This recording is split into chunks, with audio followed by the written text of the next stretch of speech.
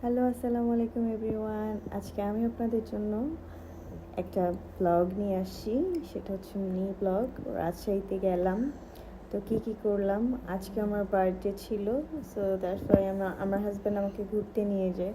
তো সেই সুবাদে আমি রাজশাহী যাওয়ার পরে এক জায়গায় আমার যখন গাড়ি দাঁড় করায় তখন দেখলাম আন্টিরা শাক কাটছেন। তো টুক করে আমি আন্টিদেরকে একটু জিজ্ঞাসা করলাম, আন্টি শাকের কেজি কত করে?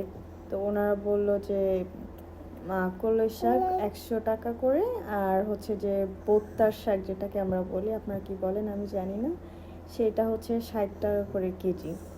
তো আমিও সুন্দর করে একদম ভালোভাবে দেখলাম যে এরা এগুলো পরিষ্কার পরিচ্ছন্ন করে কিনা।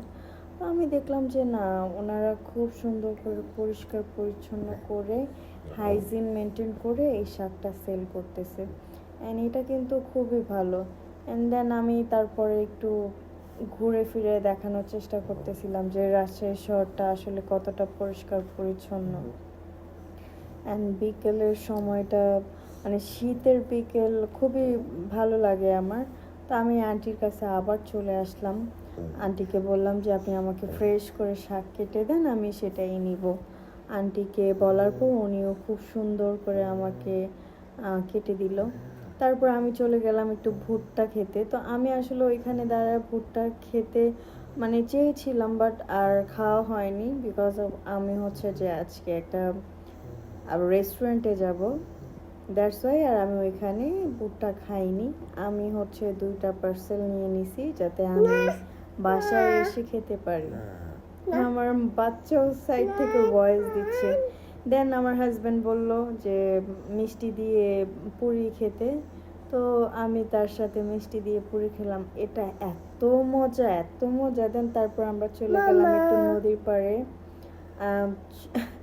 নদীর পাড়ে ছবি তুলতে। আমি আমার হাজব্যান্ডকে একটু ছবি তুলে দিলাম। দেন তারপর আমরা চলে গেলাম হচ্ছে সেই কাঙ্ক্ষিত মামা, জাস্ট শাট আপ মামা। তারপর এখানে আমরা কিছু স্ন্যাক্স আইটেম নেই। এখানে নেই হটপট, অ্যান্ড হটপটটা খুবই ইয়ামি ছিল। আমি আমার সাথে আমার 2 ব্রাদার ছিল। ব্রাদার বলতে সম্পর্কে আর কি। এটা হচ্ছে একটা হটপট। এখানে ডোরি ফিশ ছিল, তারপর ক্যাকটাস ফিশ ছিল, না যেন কি একটা ফিশ বলে, মাশরুম ছিল, তারপর হচ্ছে ক্র্যাব স্টিক ছিল, চিকেন ছিল, তারপর অনেক অনেক আইটেমস ছিল। এটার দামও খুবই সীমিত। দেন আমরা খাওয়া দাওয়া করে বাসার দিকে চলে যাচ্ছিলাম। তো আমার হাজব্যান্ড বলতেছিল যে দেখো রাজশাহী শহরটা আসলে রাতের বেলা কি সুন্দর, একটু ভিডিও করে দিবি। তো দেন আমি আসলে ভিডিও করতেছিলাম। আমার কাছে মনে হচ্ছিল যে আসলে রাজশাহী শহরটা যত সুন্দর আমি আমার ফোনে আসলে ক্যাপচার করতে পারি নাই। I am really sorry. আসলে রাজশাহীবাসী যদি আমাকে দেখে হয়তো আবার মাইরও দিতে পারে, বিকজ ওনাদের শহরটা এত নিট অ্যান্ড ক্লিন, এত সুন্দর। আল্লাহ হাফেজ।